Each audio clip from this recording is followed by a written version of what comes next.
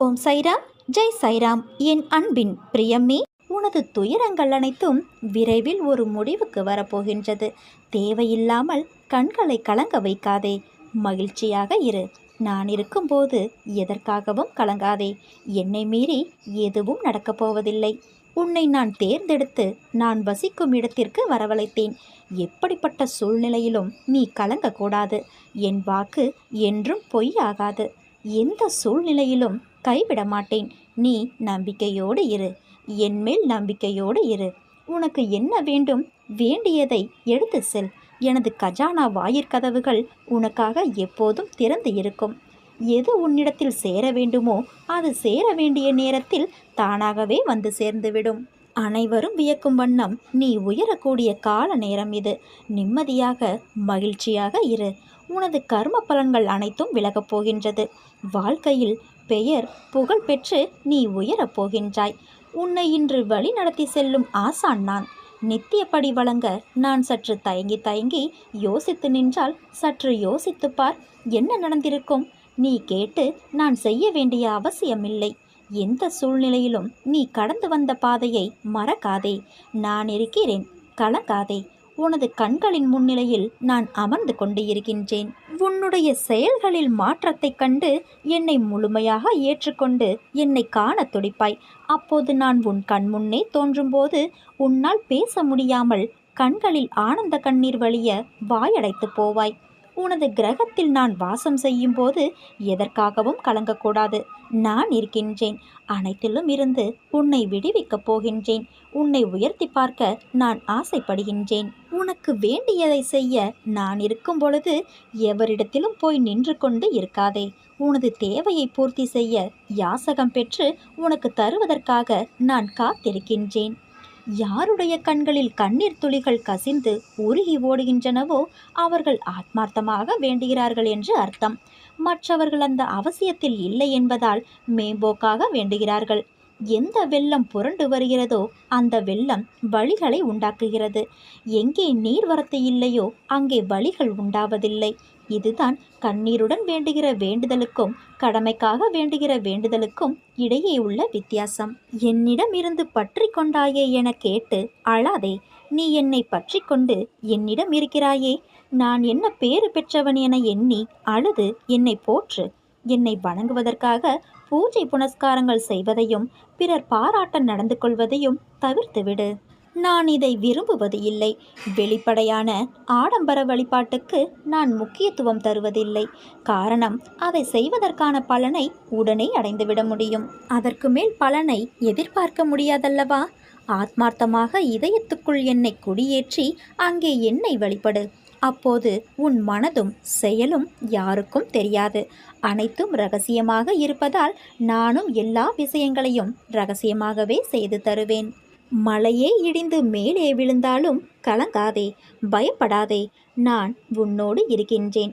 பயப்படாது இரு. பலம் கொண்டு திடமான மனதோடு இரு. நான் உன்னை ஒருபோதும் கைவிட மாட்டேன்.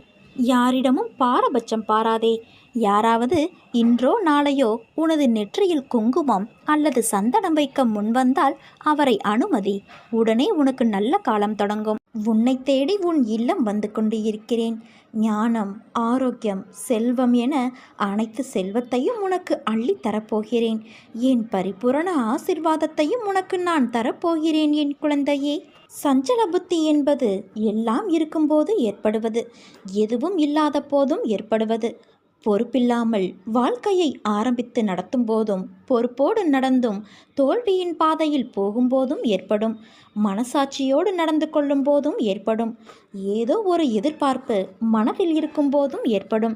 அப்படியானால் எல்லா நிலைகளிலுமே சஞ்சல புத்தி ஏற்படுமா என்றால் நிச்சயமாக ஏற்படும்.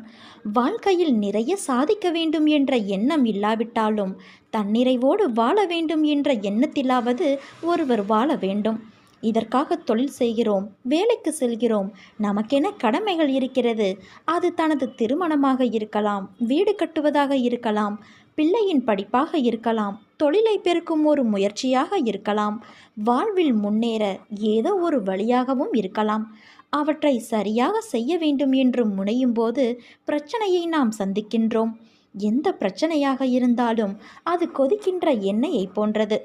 இளம் சூடாக இருக்கும் வரை இதமாக இருக்கும். கொதிக்க கொதிக்கத்தான் உடல் வெந்து போகும். ஆமை இருக்கிறதல்லவா, அதை கொல்வதற்காக ஒரு பாத்திரத்தில் நீரை ஊற்றி கொதிக்க வைப்பார்கள். நீர் இளம் சூடாக இருக்கும் வரை இதமாக இந்த தண்ணீர் போல எங்கும் தண்ணீர் இருக்காது என நினைத்து ஆமை கால்களை அகல விரித்து நீந்தத் தொடங்கும்.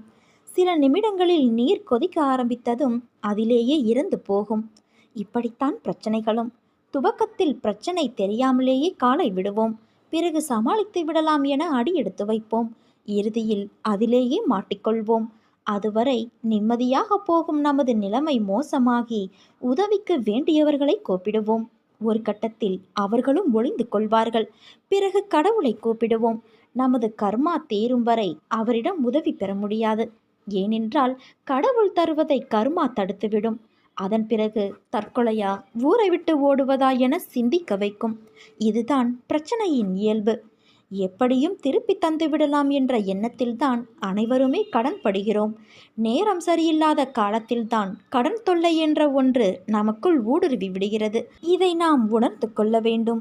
இதனால் மேற்கொண்டு புதிய முயற்சி எதிலும் ஈடுபடாமலும் கடன் பெற முயற்சிக்காமல் இருப்பதை வைத்து காலம் ஓட்டும் முயற்சியிலும் இருந்தால் நாம் நிச்சயம் தப்பித்து கொள்ளலாம்.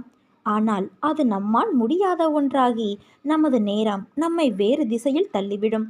அதனால் வட்டிக்கு மேல் வட்டிக்கு வாங்கி வட்டியை கட்ட தனிக்கடன் வாங்குகிற கதையாக மாறும்போது மனம் சஞ்சலப்பட ஆரம்பிக்கும். கடன் மட்டும் அல்ல, நமது குழந்தைகள் நலமாக இருப்பார்களோ மாட்டார்களோ என நினைக்கும் போதே மனம் சஞ்சலப்படுகிறது.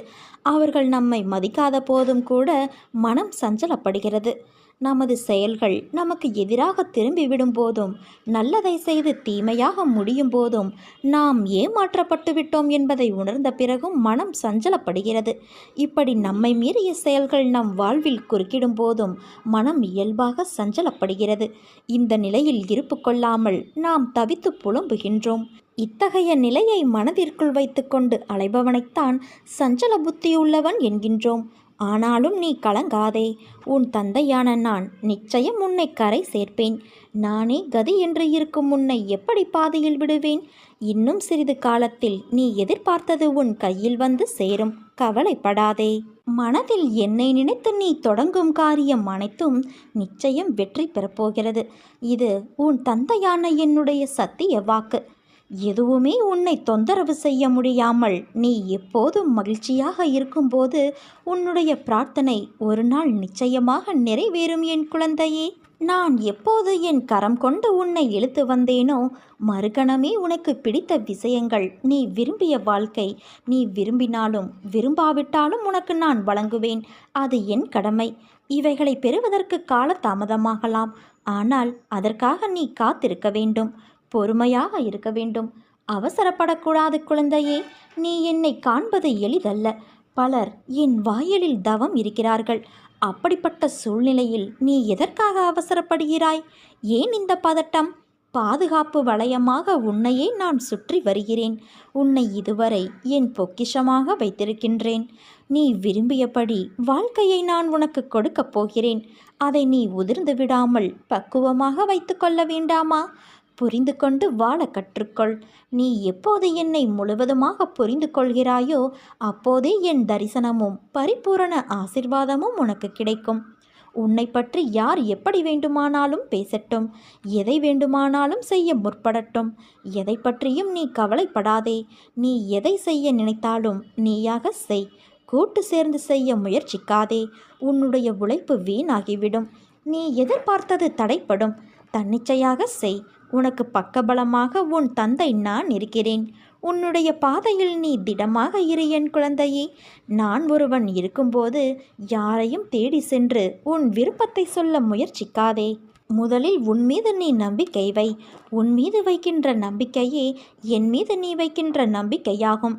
இனி வரும் தருணத்தில் ஜெயிக்கப் போவது நீயாக இருப்பாய். என்னால் எதுவும் முடியும் என்ற நம்பிக்கையோடு இரு. நிச்சயம் அது முடியும். காரணம், உன்னில் இருப்பது நீ அல்ல, நான். உனக்கு பக்கபலமாக உன்னுடைய நிழலாக உன் தந்தையான நான் தான் இருக்கிறேன். ஒன்றை மட்டும் தெளிவாக புரிந்து கொள். மென்மையான மனம் படைத்தவர்கள் மட்டுமே என் பக்தர்களாக முடியும். இவர்கள்தான் எளிதில் கஷ்டப்படுகிறவர்களாக இருக்கிறார்கள். கடவுளால் காக்கப்படுகிற இவர்கள் கடவுள் பெயரால் ஏமாற்றப்படுகிறவர்களாகவும் ஆகிறார்கள். எப்போதும் என் பெயரை நீ உச்சரித்து வா. அதே சமயம் என் பெயரால் தொழில் ஆரம்பிக்கலாம் என முன்பின் தெரியாதவர்கள், புதிதாக அறிமுகமான நபர்கள் கூறினால் கொஞ்சம் எச்சரிக்கையாக இரு. நம் ஆசையினால் நாம் ஏமாறுகிறோம். நப்பாசையினால் நிறைய கிடைக்கும் என நினைத்து இருப்பதை முதலீடு செய்வதாக நினைத்து தந்துவிடுகிறோம். பிறகு உன் தந்தையான என் பெயரிலேயே பழியை போட முயற்சிக்கிறார்கள். எது கிடைக்கிறதோ அதுவே போதும் என நினைத்து கொண்டு இரு. விரைந்து கிடைக்க வேண்டும் என ஒருபோதும் குறுக்கு வழியை நீ நாடாதே. உன்னை படைத்த உன் தந்தையான நான் உன்னை எல்லா நேரங்களிலும் கண்காணித்து கொண்டே இருக்கிறேன் என்பதை அறிந்து கொள். எறும்பின் கால்களில் கட்டப்பட்ட மணியின் ஓசையை கூட துல்லியமாக கேட்கின்ற காதுள்ள நான் உன்னுடைய கூப்பிடுதலை நான் கேட்க மாட்டேனா என்ன? பொறுமையாக இரு, விவேகமாக செயல்படு. மற்றதை உன் தந்தையான நான் பார்த்து கொள்கிறேன். உன் வாழ்க்கையில் வரும் துயரத்திற்கு இன்றோடு கடைசி நாள். புரியவில்லையா? உன் வாழ்க்கையில் இருந்த அத்தனை துயரங்களையும் நான் விலக்கிவிட்டேன். இனி நல்லதுதான் நடக்கும். கவலைப்படாமல் நிம்மதியாக நீ இரு என் குழந்தையே. எங்கே கர்வம் இருக்கிறதோ அங்கே ஞானம் இல்லை என்று அர்த்தம். நெல்மணிகளை தாங்கும் வரை பணியாமல் நேராக நிற்கும் கதிர் நெல்மணிகளை பெற்றதும் தானாக தலை வணங்குவது போல உண்மையான ஞானம் பெற்றவனிடம் தாழ்மையும் எளிமையும் தானாக வந்துவிட வேண்டும். நான் எங்கும் இருக்கிறேன். நீரிலும் நிலத்திலும் காய்ந்து போன கொம்பிலும் மனிதர்களிடையேயும் வனத்திலும் இந்த தேசத்திலும் வெளி தேசங்களிலும் எங்கும் இருக்கிறேன். நான் எந்த தேசத்தின் எல்லைகளுக்கும் முற்பட்டவனல்ல. ஒளியுடைய ஆகாயத்திலும் நான் வியாபித்து இருக்கிறேன்.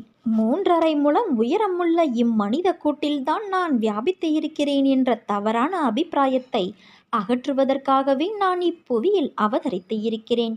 என்னை வேறு ஒன்றிலும் நாட்டமில்லாமலும் பிரதிபலன் ஏதும் எதிர்பாராமலும் இரவு பகலாக தொழுபவன் 2 என்னும் மாயையை வென்று என்னோடு ஐக்கியமாகிவிடுகிறான்.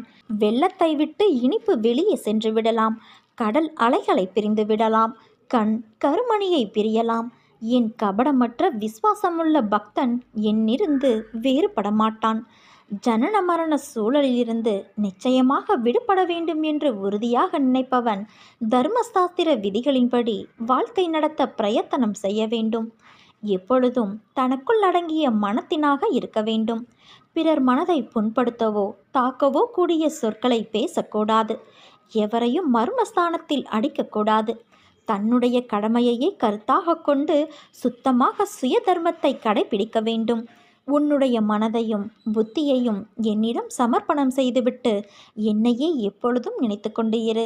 அவ்வாறான மனிதன் தன் தேகத்திற்கு எப்பொழுது என்ன நடந்தாலும் அது பற்றி கவலைப்பட மாட்டான். அவனுக்கு எந்த விதமான பயமும் இல்லை. எவன் ஒருவன் வேறு ஒன்றிலும் நாட்டமில்லாது என்னையே வரித்து என்னுடைய புண்ணிய கதைகளை கேட்டுக்கொண்டு என்னுள் அந்நியமான எதிலும் ஈடுபாடு கொள்ளாது இருக்கிறானோ அவன் இறைவனோடு ஒன்றி விடுகிறான். துயரம் என்பது நீ ஓடும் வரை உன்னை துரத்துவது. ஒரு முறை நீ ஓடிய இடத்தில் நின்று பார், அது உன்னை என்ன செய்கிறது என்று.